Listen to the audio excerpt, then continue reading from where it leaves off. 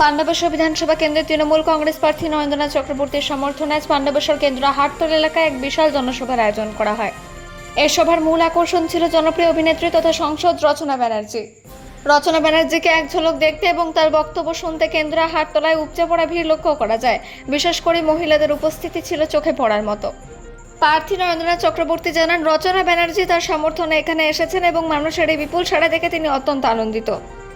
তিনি বলেন, মানুষ দিদির উন্নয়নের কাজের ওপর ভরসা রেখেছেন আর এই জনজোয়ার তার প্রমাণ। সভায় তৃণমূলের পক্ষ থেকে রাজ্য সরকারের বিভিন্ন জনকল্যাণমূলক প্রকল্পের কথা তুলে ধরা হয়। প্রার্থী দাবি করেন যে পাণ্ডবেশ্বর সাধারণ মানুষ তাদের পাশে আছেন।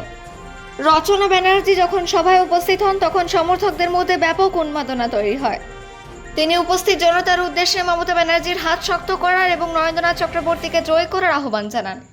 বিশাল এই জনসভা ঘিরে এলাকায় নিরাপত্তা ব্যবস্থা ছিল আঁটোসাঁটো। পাণ্ডবেশ্বর ব্লক তৃণমূল কংগ্রেসের এই নির্বাচনের প্রচারে এক নতুন মাত্রা যোগ করল বলে মনে করেছেন রাজনৈতিক বিশ্লেষকেরা। পাণ্ডবেশ্বর থেকে অজিত মিশ্রা, রিপোর্ট নিউজে।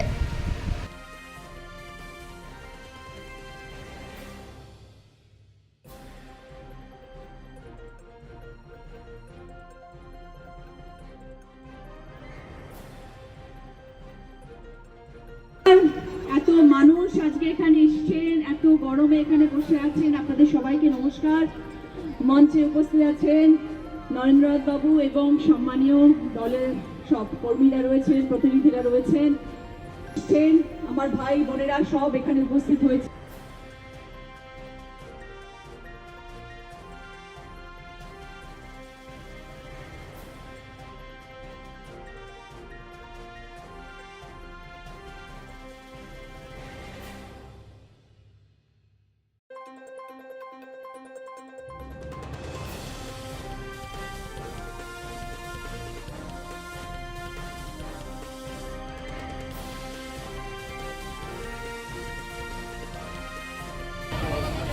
রচনারই জনপ্রিয় অভিনেত্রী আর সাংসদ। তিনি আমার সমর্থনে পাণ্ডবেশ্বরের কেন্দ্রার হাটতলায় সভা করতে এসেছিলেন। মানুষ তাকে দেখে খুব খুশি। তার কথা শুনে, তার মুখে দিদির কথা শুনে মানুষ খুব খুশি হয়েছে।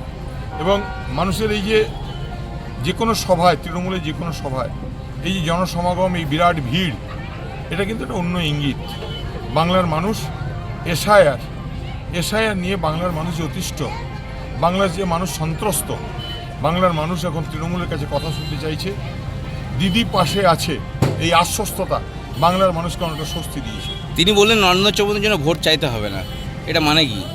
তার মানে এত জনসমর্থন, এত মানুষ কিন্তু ভালো করেই জানেন যে পাণ্ডবেশ্বরে মানুষ আমার সঙ্গে আছেন।